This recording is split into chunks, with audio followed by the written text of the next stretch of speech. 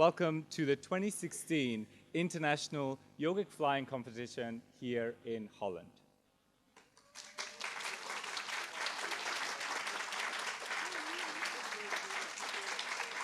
Thank you. It is an absolute joy to welcome you all to the demonstration of Maharishi's scientifically verified technology to raise all aspects of individual life to an ideal level and to create permanent peace for the whole world. When Maharishi began to teach transcendental meditation, he immediately had as his objective the enlightenment of the individual, but also perpetual world peace.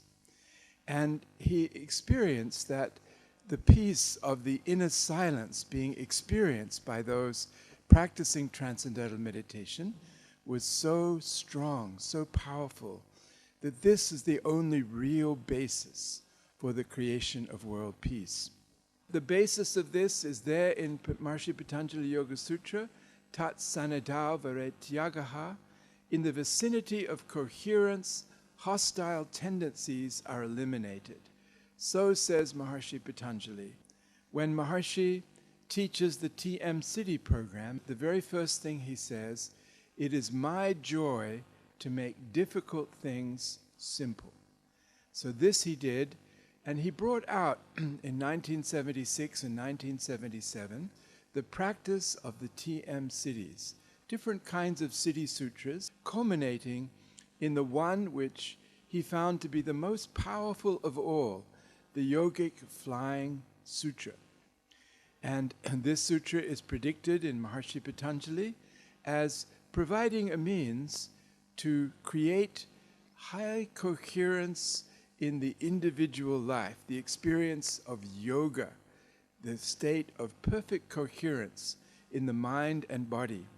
So in this way, Maharishi had found a great shortcut to the creation of perpetual peace for the human race. He predicted that actually the square root of 1% of the population would be enough to create the Maharishi effect when people practice the yogic flying technique together in a group at the same time.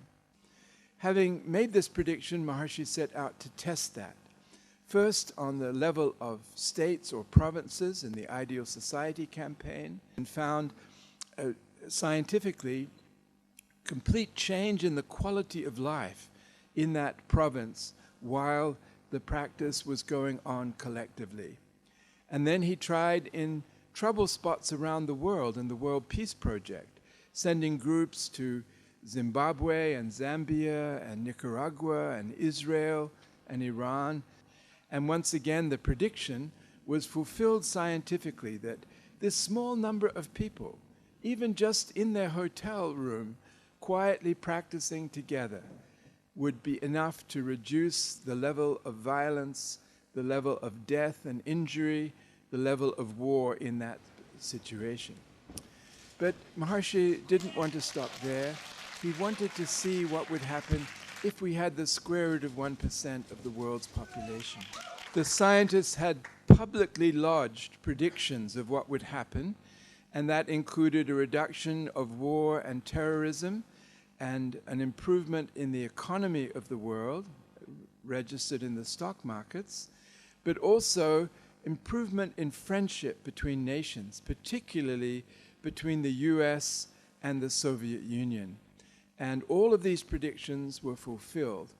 But it's not just that. We could go on, and you could look in the book of Dr. Craig Pearson, the complete book of yogic flying. He has all the instances of the use of yogic flying by Maharishi to bring about an end to war. So all that is necessary is to use this technology, this yogic technology of yogic flying, and bring an end to all the suffering that comes from conflict, which includes not only death and injury, but poverty also comes from war. And the result will be a complete transformation in world consciousness, and there will be no more war in this world. and there will be unity in diversity in the family of nations, and the whole human race will live generation after generation, enjoying prosperity, enjoying fulfillment of life, and the whole dark misery of the last thousands of years will be a complete, just a distant memory for the human race, thanks to group yogic flying introduced by Maharshi.